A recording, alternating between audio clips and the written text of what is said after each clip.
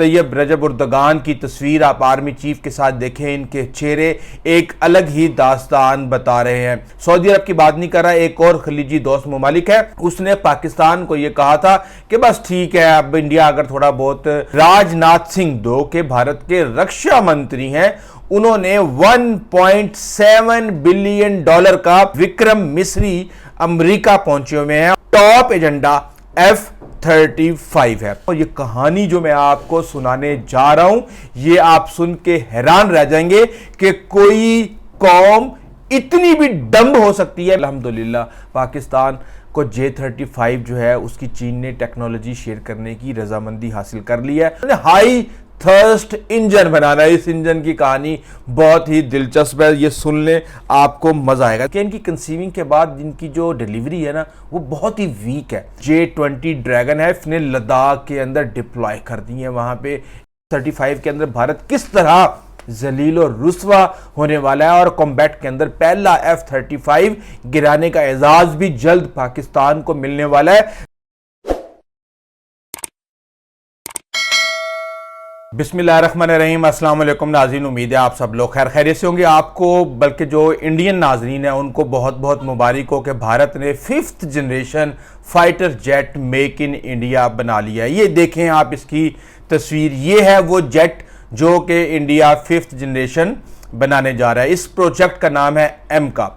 अब आप कहेंगे कि ये मैं क्या बातें कर रहा हूं। मैं आपको बता दूं कि जब से पाक भारत जंग हुई है या जंग का खात्मा हुआ है या अभी ये इस वक्त स्लीपिंग मोड में है, उस वक्त से हम ये देख रहे हैं कि पाकिस्तान की तरफ से भी मुसलसल डिफरेंट ममालिक के दौरे किए जा रहे हैं। तुर्क सदर तैयब रजब उर्दगान की तस्वीर आप आर्मी चीफ के साथ देखें, इनके चेहरे एक अलग ही दास्तान बता रहे हैं। ये दो तस्वीरें हैं, एक शहबाज शरीफ की तैयब रजब उर्दगान के साथ और एक आर्मी चीफ की, लेकिन ये दो तस्वीरें हैं, कहानी सिर्फ एक है। आपको बैकग्राउंड बताने की जरूरत नहीं है कि इस वार के अंदर तुर्की का क्या किरदार था और पाकिस्तान की बहरिया, फिजाइया और दीगर जो ड्रोन्स टेक्नोलॉजी के हवाले से तुर्की का अपना एक अहम किरदार है। इसके अलावा हम ये देख रहे हैं कि पाकिस्तान के आर्मी चीफ और ईरान के आर्मी चीफ जो हैं उनकी तस्वीरें भी एक अलग ही पैगाम दे रही हैं। आपको पता है कि खलीजी ममालिक की हम हमेशा से प्रॉक्सी रहे हैं, ईरान के खिलाफ इंटेलिजेंस से लेके हर चीज हम शेयर करते आ रहे हैं, लेकिन ये जो तस्वीर है ये एक अलग कहानी सुना रही है, क्योंकि कहा यह जा रहा है, सऊदी अरब की बात नहीं कर रहा, एक और खलीजी दोस्त मुमालिक है, उसने पाकिस्तान को यह कहा था कि बस ठीक है, अब इंडिया अगर थोड़ा बहुत टाइम पटास कर भी ले तो आप लोग खामोश रहें। लेकिन पाकिस्तान ने मुंह तोड़ जवाब दिया और कहा गया कि जनाब ये तो हमारी सालमियत का मसला है, यहां तो हमने कभी अमेरिका की नहीं सुनी तो किसी और की क्या सुनेंगे। और आपको पता है कि यौम तकबीर के मौके पे क्लिंटन की 14 दिन के अंदर 5 फोन कॉल्स, कोई ढकी छुपी बात नहीं है।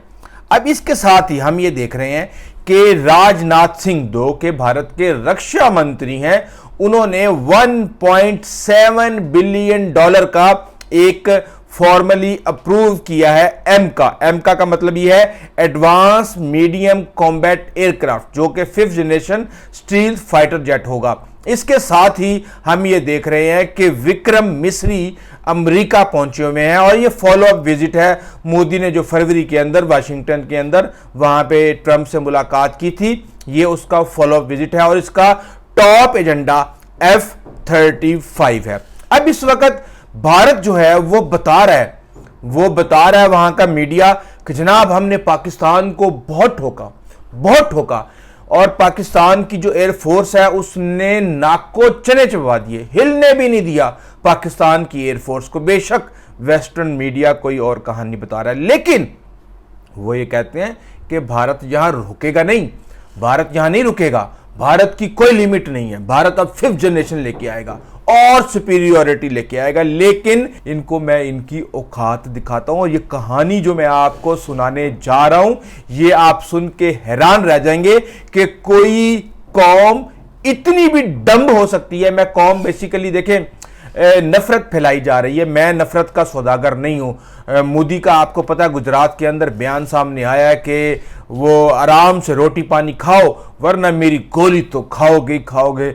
अब इनको इतने बड़े बड़े गोले खाने के बाद सुकून नहीं आ रहा तो हमें ये गोलियों से डरा रहे हैं। बहरहाल ये चीजें चलती रहेंगी। अब मैं आपको ये बता दूं कि जनाब ये है एक जहाज जो कि भारत बनाने जा रहा है, लेकिन यहां पे मामला जो है वो बहुत ही सीरियस है। देखें 2000 के अंदर इस प्रोजेक्ट को कंसीव किया गया, 2008 के अंदर इसकी फिजिबिलिटी बनाई गई और ये एरोनॉटिक्स डेवलपमेंट अथॉरिटी इनकी एडीए उसने जनाब ये काम किया। 2010 के अंदर इसके लिए बजट एलोकेट किया गया इसकी स्टडी के लिए और इसको फॉर्मलाइज प्रोग्राम को फॉर्मलाइज करने के लिए। 5th जनरेशन है, स्टील्थ टेक्नोलॉजी है, लेकिन यहां पे कहानी बिल्कुल बदल गई। अब वो ये कहते हैं कि जनाब ये काउंटरिंग रीजनल थ्रेट्स जो है वो ये इसका मकसद है, लेकिन कहानी ये है कि जनाब इस वक्त चीन ने J-20 200 J-20 इस वक्त चाइना की फोर्स के अंदर इस वक्त वर्क कर रहे हैं, जो कि PL-17 का मतलब यह है कि PL-15 के दादा अबू जो है वो मार्केट के अंदर आ चुके हैं। और इसी तरह की एक बड़ी खूबसूरत ट्वीट मैं आपको दिखा दूं कि इकोनॉमिक टाइम्स जो भारतीय मीडिया की इससे औकात का पता चलता है ना कि जनाब राफेल ने J-20 माइटी ड्रैगन के पसीने छुड़वा दिए। राफेल तो जनाब हमारा देवता है, देवता। और उसके बाद हमने ये देखा कि उसने कहा कि जनाब जो उसके बुजुर्ग थे J-10 जो कि अब एब्सोलीट होने वाले हैं चाइना की आर्मी के अंदर, उन्होंने धुलाई कर दी राफेल की। तो ये एक हकीकत है, कहा कुछ जाता है, अपनी आवाम को दिखाया कुछ और जाता है और बेसिकली हकीकत कुछ और होती है। बात यह है कि चाइना की जो सोहबत है और चाइना की जो दोस्ती है वो हमें बहुत ज़्यादा एडवांटेज दे रही है और हमें J-35 40 जहाज मिलने वाले हैं। अब वो कब नौमन तेल होगा, कब राधा नाचेगी, उसकी कहानी भी मैं आपको बता देता हूं। इसका जो मकसद है रिड्यूस करना कॉस्ट को, क्योंकि आपने देखा कि ये इतने महंगे महंगे जहाज जो है बना लेते हैं और उसके बाद एक रशिया का होता है, एक फ्रांस का होता है, एक अमेरिका का होता है, एक इसराइल का होता है और उसके बाद उसको इंटीग्रेट करना बहुत मुश्किल हो जाता है। तो हमने आपको इसके ऊपर बताया कि पाकिस्तान ने सिर्फ और सिर्फ अपने सिस्टम को इंटीग्रेट करके इनकी धुलाई की। चाहे J-10 बेहतर है राफेल से या नहीं है, लेकिन बहरहाल ये एक हकीकत है कि J-10 ने 3 राफेल गिरा दिए हैं। अब इसका मकसद है कॉस्ट को रिड्यूस करना, इंटीग्रेट कटिंग एज टेक्नोलॉजी। ये सबसे बड़ी कमजोरी है क्योंकि इनको फिर कोड्स नहीं मिलते, सोर्स कोड जब इनको नहीं मिलते तो जाहिर सी बात है एक छोटी सी अपडेट करके वो पूरे का पूरा निज़ाम बदल देते हैं और जिसका जहाज जिससे खरीदा वो उसी के कंट्रोल में रहता है। बहरहाल तो इसके साथ ही वो ये कह रहे हैं कि stealth with super cruise capability इसके अंदर लेके आनी है। एडवांस इनकी मैं कहानी आपको सुनाता हूं कि इन्होंने किया क्या। जब इन्होंने इंजन बनाया तो इनके साथ क्या हुआ और जब इन्होंने स्टील टेक्नोलॉजी बनाने की कोशिश की तो क्या हुआ। एडवांस एवियोनिक्स है इसके अंदर जनाब, मल्टी रोल फंक्शनैलिटी है इसकी for air superiority, ground attacks, electronic warfare. Pakistan ने इलेक्ट्रॉनिक वारफेयर कमाल का किया। अब प्लानिंग क्या है जी, स्ट्रेटेजी 2011 के अंदर ख्वाब देखा जनाब।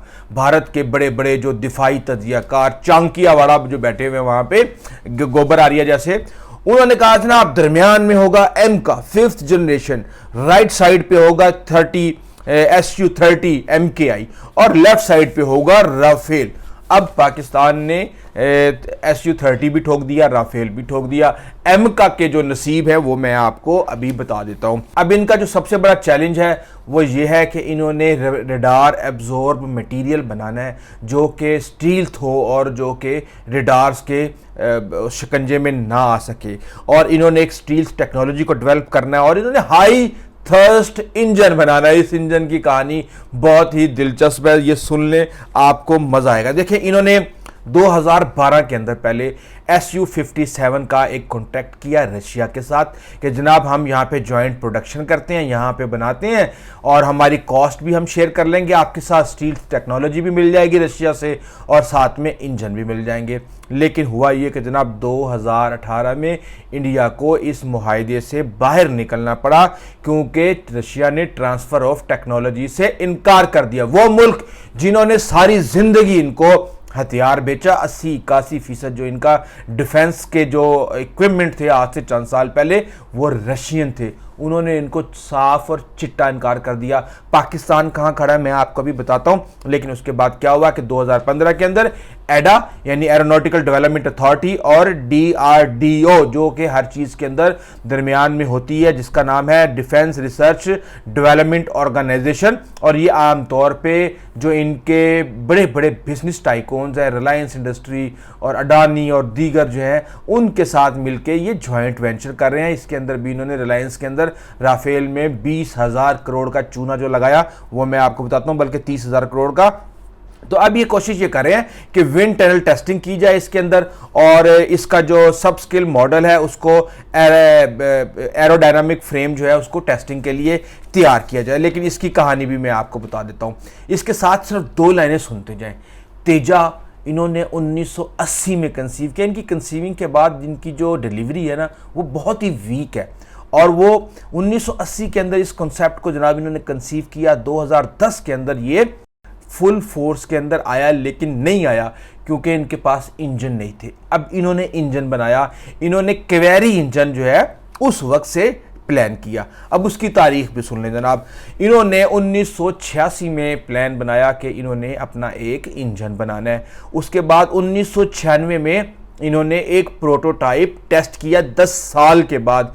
2003 में इन्होंने फर्स्ट फ्लाइट इनकी जो है वो फेल हो गई। वो हवा में नहीं थी, वो बेसिकली एक सिमुलेशन सिस्टम होता है उसके अंदर थी, वहाँ पे ये ट्राई किया गया और 2006 के अंदर इस प्रोजेक्ट को फेल करार दे दिया गया कि भाई भारत इंजन नहीं बना सकता, इनकी औकात ही नहीं है इंजन बनाने की। अरबों डॉलर इन्होंने ज़ाया कर दिए। 2010 के अंदर तेजास को इस इंजन से डिकपल कर दिया गया, ये क्वेरी इंजन से। उन्होंने कहा भाई ये नहीं लग सकता, बाहर से मंगवाओ बाहर से। और उसके बाद कहा कि ये जो छोटा मोटा इंजन बना है इसको जो बगैर पायलट वाले UAVs हैं इनके अंदर लगा लगू के थोड़ा सा चलो आवाम को दिखाने के लिए कि पैसा बर्बाद नहीं हुआ, तो ये आपने 2020 के अंदर इनको UAVs में लगाना शुरू कर दिया। और बेसिकली ये इंजन कभी भी जो अपना थर्स्ट टारगेट है वो कभी भी अचीव कर ही नहीं पाया। अब प्रोटोटाइप का इन्होंने प्लान बनाया, 1.7 बिलियन डॉलर इन्होंने अमेरिका को दे दिए हैं कि जनाब आप जाएं दोबारा गरीब आवाम का पैसा उजाड़ें, और 2028 के अंदर इसका प्रोटोटाइप जो है वो उसका टेस्ट किया जाएगा। और 2030 का इन्होंने टारगेट रखा है ऑपरेशंस का। मैं सदके जाऊं इनकी टाइमलाइन के ऊपर, जो चीजें 1980 से लेके 2025 तक 45 साल में ना कर पाए ये जनाब 2.5 साल के अंदर करेंगे। नया लॉलीपॉप है, वही मोदी कहता ना फिर मेरी गोली तो खाओगे। खा तो तुम बहुत कुछ रहे हो, तुमने तो शर्म के इतने बड़े बड़े गोले खाए हैं कि तुम्हें अगर कोई शर्म वाला होता तो वैसे ही बस अल्लाह की पनाह। अच्छा, अब मुकाबला किसका करना है? इनका ड्रामा आप चेक करें कि इन्होंने मुकाबला करना है चीन का, जो कि पहले ही जो J-20 ड्रैगन है 5th जनरेशन उनके फाइटर जेट, जिसका दूसरा नाम J-35 एक्सपोर्ट वर्जन है, वो जनाब उसने लद्दाख के अंदर डिप्लॉय कर दी है वहाँ पे इनकी बैंड बजाने के लिए। और उसके अंदर आपको पता है कि क्या टेक्नोलॉजी है, उसकी स्टील्थ टेक्नोलॉजी को साइड पे कर दे। अभी मैं आपको F-35 की कहानी भी सुनाने जा रहा हूँ जो कि विक्रम मिस्री वहाँ पे फाइनल करने जा रहा है, लेकिन उससे पहले मैं आपको थोड़ी सी इनकी चलो छोड़े। लद्दाख J-20 जनाब वहाँ पे पहुँच चुके हैं और उसकी जो काबिलियत है वो ये है कि ये 15 जो PL-15 हमारा मिसाइल है ये 8 मिसाइल वहाँ पे लगा सकता है, और ये तकरीबन 14 मिसाइल लगाने का कैपेबल है। जो तस्वीरें नजर आई थी माइटी ड्रैगन की लद्दाख के ऊपर, उसके अंदर 8 PL-15 लगे हुए थे, PL-15 PL-17, जबकि जो इसकी कैपेबिलिटी है ये 14 मिसाइल एट अ टाइम जो है वो एंगेज कर सकता है मुख्तलिफ टारगेट्स को जाके।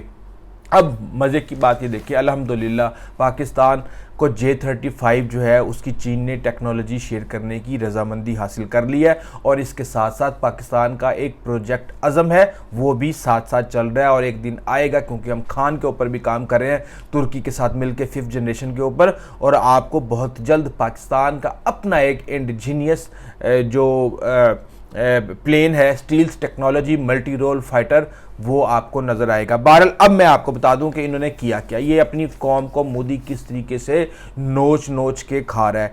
इन्होंने जनाब 2016 के अंदर 36 राफेल लिए 59,000 करोड़ रुपए के।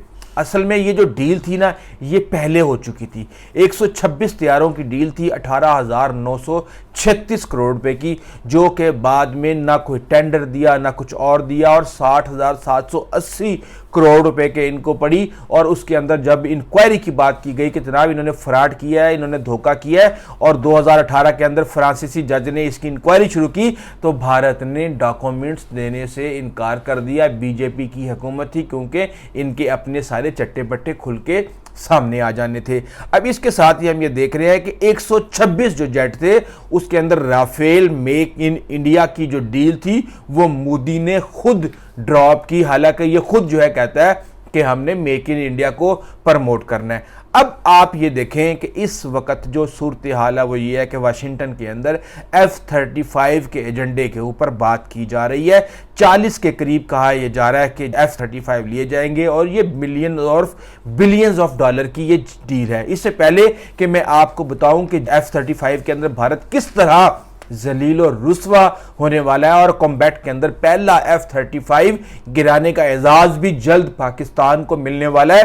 तो इससे पहले आपको बता दूं कि इस वक्त 42J-10 जो है वो इंडोनेशिया जो है वहां पे ले रहे हैं, और वो कह रहे हैं कि यूज्ड हमें आप दे दें। इस जेट ने कमाल कर दिया। और इसके साथ ही मैं आपको एक बात बता दूं कि इस वक्त जो F-35 भारत लेने जा रहा है उसकी औकात क्या है। 108 तैयारों की भी बात की जा रही है कि शायद इंडिया 108 तैयारे भी ले, लेकिन इब्तदाई तौर पे शायद 40 तैयारों की बात की जाएगी।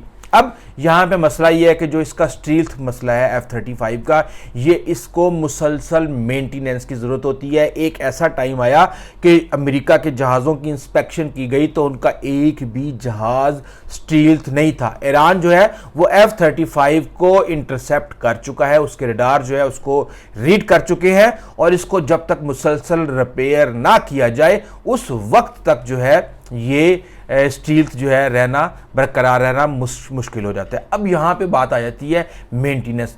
इतनी खौफनाक और महंगी और टाइम लेने वाली इसकी रिपेयरिंग है कि आप तसव्वुर भी नहीं कर सकते। बेसिकली मसला ये है कि ये कई ममालिक इसके इक्विपमेंट्स बना रहे हैं। अभी मैं कुछ तफसील आपको बताऊंगा, आपको ये सूरत मेंटेनेंस वाली वाज़ेह हो जाएगी कि क्या वजह है कि इसकी मेंटेनेंस इतना ज़्यादा टाइम लेती है। मज़े की बात आपको बताऊं, सबसे खौफनाक चीज़ कि इस किसी भी जहाज़ के अंदर जो अलर्ट अलार्म्स होते हैं, वार्निंग सिस्टम, उसके लॉजिस्टिक ब्लूप्रिंट्स, वो 50 घंटे के अंदर एक दफ़ा कोई ना कोई अलार्म बजाते हैं, वार्निंग अलार्म के भाई ख़तरा है जहाज़ के अंदर। लेकिन ये माशाल्लाह ये जहाज़ ऐसा है कि ये हर एक घंटे के अंदर एक वार्निंग अलार्म दे देता है। तो आपको पता है कि जिस तरीके से IAF यानी इंडियन एयरफोर्स की ट्रेनिंग और जितने का वो कमाल के चीते हैं, वो तो एक अलार्म के ऊपर ही वो इजेक्ट करके और बेड़ा गर्क कर देंगे इनका। इसकी प्रोडक्शन बहुत स्लो है। एक साल के अंदर 150-145 तैयारे जो हैं वो बनाए जाते हैं। इस वक्त पिछले साल ही 145 तैयारों का 2024 के अंदर 2025 की डिलीवरी पे वो कॉन्ट्रैक्ट कर चुके हैं। तो इनकी जो अवेलेबिलिटी है वो भी इतनी जल्दी से इतनी आसान नहीं होगी। इसके जो सेंसर्स हैं वो इतने ज़्यादा कॉम्प्लेक्स हैं कि इसकी जो वल्नरेबिलिटी है साइबर अटैक्स के लिए वो बहुत ज़्यादा है। और आपको एक बात बता दूं कि इसकी जो गन है चंद mm की, वो भी एक्यूरेसी के अंदर वो हमेशा गलत निशाना बना देती है। आप ये देखेंगे 5th जनरेशन फाइटर जेट और उसकी जो गन है वो कई दफ़ा जो है वो गलत टारगेट को निशाना बना देती है। निशाना किसी और को करना होता है, मार कहीं और देती है। इसके साथ ही हम ये देख रहे हैं कि इस वक्त तकरीबन 3 तरह के F-35 हैं। A जो रनवे से उड़ता है, B जो नेवी के एयरक्राफ्ट कैरियर से उड़ता है, और जो C है वो वर्टिकल टेक ऑफ है। जो A है वो सबसे सस्ता है 110 मिलियन, जो B $117 मिलियन, और $136 मिलियन का जो C टाइप है जो वर्टिकल लैंडिंग करता है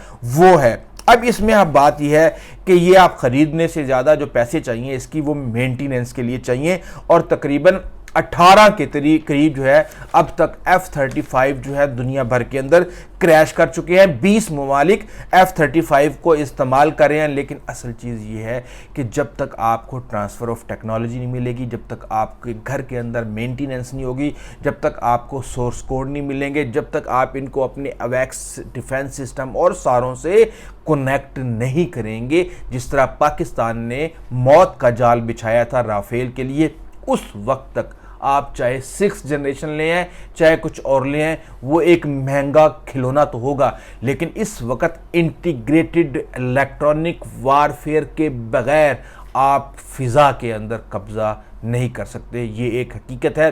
बड़ा ही अफसोस हो रहा है कि लोगों के वो मुल्क जहाँ पे 80% लोगों को जब तक खैरात या भीख या रोटी इस तरीके से मांग के वो नहीं खाते, वो भूखे सोने का ख़तरा होता है उनका, उनके पैसों को इतनी बेदर्दी के साथ जो है वो खर्चा जा रहा है। अभी तक के लिए इतना ही, आइंदा तक इजाज़त दीजिए। अल्लाह हाफिज़।